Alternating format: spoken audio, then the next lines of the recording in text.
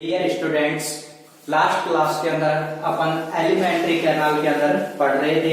Alimentary canal के कुछ parts के बारे में अपन अध्ययन कर लिया था, जैसे माउथ कैविटी, फेरिंग्स, ओसोफेगस और स्टोमच के बारे में पिछली क्लासों के अंदर अपन ने स्टडी कर ली थी।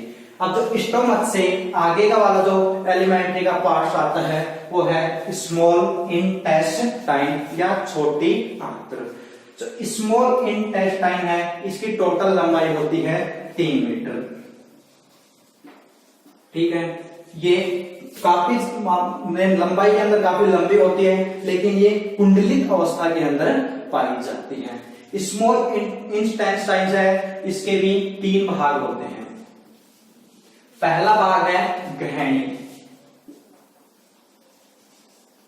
ठीक है, ग्रहणी कौन सा भाग होगा? जो छोटी आंत्र का जो प्रथम प्रारंभिक भाग, स्टोमच से जैसे ही छोटी आंत्र निकलती है तो यानी स्टोमच से जो जुड़ा हुआ छोटी आंत्र का जो भाग होता है वो कहलाता है ग्रहणी। ग्रहणी है ये यू आकार की नलिका होती है। अपन ने यहाँ पर थोड़ा सीधा दर्शा रखा है इस पैनक्रियाज को दर्शाने के लिए। वास्तव में ये जो नलिका है बिल्कुल स्टोमच के साथ ऐसे घूम जाती है। ठीक है, और ये यू आकार की एक नलिका होती है और ये यू आकार की नलिका कहलाती है ग्रहणी कहलाती है। इस ग्रहणी की जो टोटल लंबाई है वो होती है 0.25 मीटर या 25 सेंटीमीटर इसकी लंबाई होती है। ठीक है, ग्रहणी है इसके अंदर गाल ब्लैडर या पित्ताशय, पैनक्रियाज या आमाशय। गाल ब्लैडर से आती है पित्त वाहिनी, जबकि पैनक्रियाज से आती है अग्नाशय वाहिनी। ठीक है, यानी कि पित्ताशय से पित्त वाहिनी और अग्नाशय से अग्नाशय वाहिनी आती है। ये दोनों की दोनों वाहिनियां हैं ग्रहणी के अंदर आकर के खुलती हैं। जिन स्थल के ऊपर ये आकर के खुलती हैं, ये जो छिद्र होता है, कुछ वाहिनियां आएंगी तो यहाँ पर छिद्र मिलेगा और जो छिद्र है वो कहलाते हैं ओडी के अवरोधनी स्थल। इन जहां पर क्या खुल रही है, पित्त वाहिनी और अग्नाशय वाहिनी ग्रहणी के अंदर आकर खुल रही है, वो स्थल कहलाते हैं ओडी के अवरोधनी स्थल कहलाते हैं। ठीक है, उसके पश्चात जो अपना ग्रहणी है इसकी आंतरिक सतह के अंदर ये जो अंदर की तरफ जो सतह होती है जिसमें श्लेष्म ग्रंथियां पाई जाती हैं और उन श्लेष्म ग्रंथियों को ब्रूनर की ग्रंथियां भी कहा जाता है। यानी कि जो अंदर की आंतरिक सतह पर है श्लेष्म का स्राव करने वाली ग्रंथियां पाई जाती हैं, जिनको ब्रूनर की ग्रंथियां भी कहा जाता है। ठीक है, इसके पश्चात अपन आगे चलते हैं। ये तो हो गया भाग पहला, कौन सा? ग्रहणी। अब आंत्र का जो अगला भाग होगा यानी मध्य वाला भाग, ग्रहणी से बिल्कुल आगे निकल करके, वो भाग होता है जैजुनम या अग्र क्षुद्रांत्र। ये वाला भाग मध्य में जो भाग होता है वो कहलाता है अग्र क्षुद्रांत्र। इसकी जो लंबाई होती है वो होती है 1 मीटर। ये बहुत ही कम बलित होता है, यानी जो कुंडलित संरचना होती तो है लेकिन बहुत ही कम कुंडलित होता है। और जबकि लास्ट वाला भाग यानी कि मध्य वाले भाग से आगे निकल करके ये जो लास्ट वाला ये वाला जो भाग है, यानी यहां से ये वाला भाग है वो कहलाता है क्षुद्रांत्र या इसको इलियम भी कहा जाता है। इसकी जो टोटल लंबाई होती है 1.75 मीटर इसकी लंबाई होती है। यानी पूरी अपन टोटल करेंगे छोटी आंत की लंबाई तो कितनी हो जाएगी? 1.75 और 2.75 और 0.25 जोड़ेंगे तो टोटल 3 मीटर इसकी लंबाई होती है। 3 भागों के अंदर इसको डिवाइड किया गया है। उसके पश्चात अपन देखते हैं तो छोटी आंत है इसकी भित्ति के बारे में देखते हैं, यानी जो इसकी जो दीवारें होती हैं, जैसे कि ये अपने पास छोटी आंत्र है तो ये नलिका समान जो संरचना है तो नलिका को जो आवृत करने वाली जो दीवारें होती हैं, यानी कि ये अपने पास पैन है, अब इसको जो आवृत करने वाली संरचना ये वाला जो भाग है तो जो कहलाएंगी दीवारें या आंत्र भित्ति इनको कहा जाता है। इन भित्ति की जो बात करें तो ये 4 परतों से मिलकर के बनी हुई होती है। सबसे बाहर की तरफ यानी कि ये जो सबसे बाहर की तरफ, तो ये सबसे बाहरी तरफ कौन सी परत हो जाएगी? ये वाली, वो तो कहलाते हैं सिरोसा। बिल्कुल जस्ट इसके अंदर के सिरोसा से अंदर की तरफ, वो कहलाएगा अनुदैर्ध्य पेशी स्तर, ये वाला भाग। ठीक है, उसके पश्चात अनुदैर्ध्य पेशी स्तर से आगे की तरफ चलते हैं, वो कहलाता है सब म्यूकोसा, या इसको अर्धश्लेष्मिक स्तर भी कहा जाता है। और सबसे अंदर वाला भाग, बिल्कुल अंदर की तरफ, वो परत होती है म्यूकोसा, या इसको श्लेष्म स्तर भी कहा जाता है। अब जो सब म्यूकोसा और म्यूकोसा है, ये आपस में मिलकर के वलित होते हैं और वलन का निर्माण करते हैं। ये जो आपको वलन दिखाई दे रहे हैं, इन वलनों का निर्माण किया जाता है म्यूकोसा और सब म्यूकोसा के द्वारा किया जाता है। ये वलन है 8 mm लंबे होते हैं, या 8 मिलीमीटर ये लंबे होते हैं। इन वलन के ऊपर, सॉरी, जो 8 mm जो लंबे जो वलन है, इनको केकरिंग के वलन भी कहा जाता है। केकरिंग के वलन, ठीक है, जो किससे निर्मित हो रहे हैं? म्यूकोसा और सब म्यूकोसा से निर्मित वलन है, इनको बोल दिया केकरिंग के वलन कहा जाता है।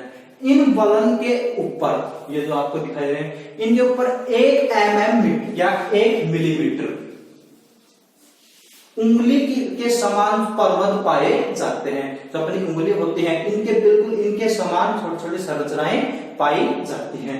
ये जो संरचनाएं आपको दिखाई दे रही हैं, ये उंगली के जो समान जो पर्वत होते हैं, इनको कहा जाता है रसांकुर। यानी आपको ये जो दिखाई दे रहे हैं, ये कहलाते हैं रसांकुर कहलाते हैं। इन रसांकुरों के ऊपर भी, ये जो रसांकुर आपको दिखाई दे रहे हैं, इन रसांकुरों के ऊपर भी छोटे छोटे सूक्ष्म अंकुर पाए जाते हैं, जिनकी जो टोटल संख्या होती है 1000। यानी एक रसांकुर के ऊपर 1000 छोटे छोटे सूक्ष्म अंकुर पाए जाते हैं। ये छोटे छोटे सूक्ष्म अंकुर आपस में मिलकर के ब्रूस के बॉर्डर का निर्माण करते हैं।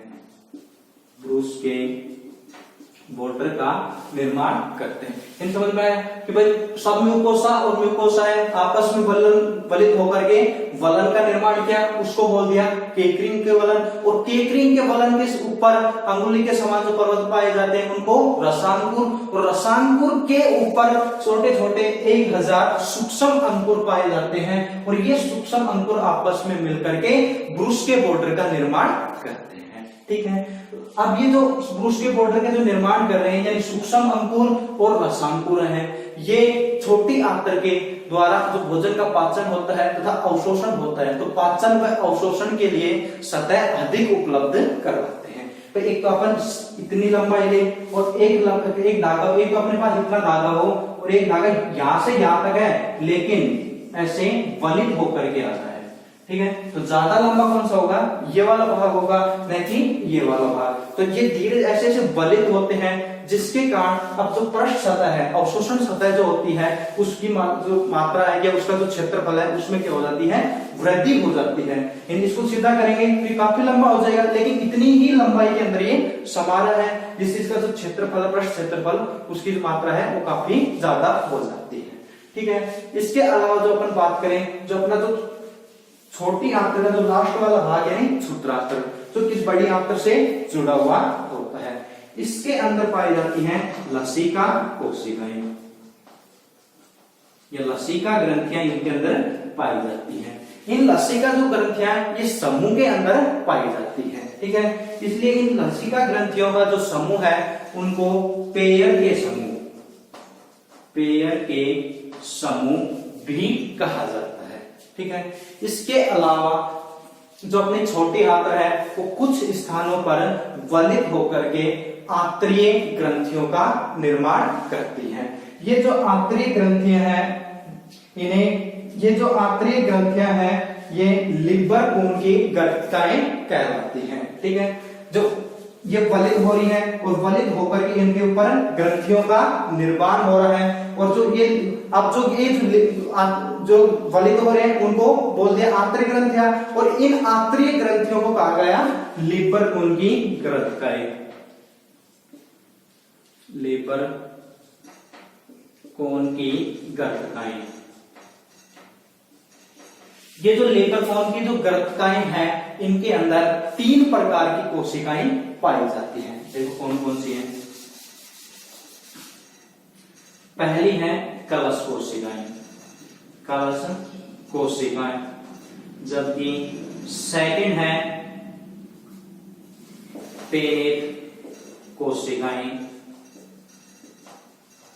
और नंबर 3 आंतरीय कोशिकाएं।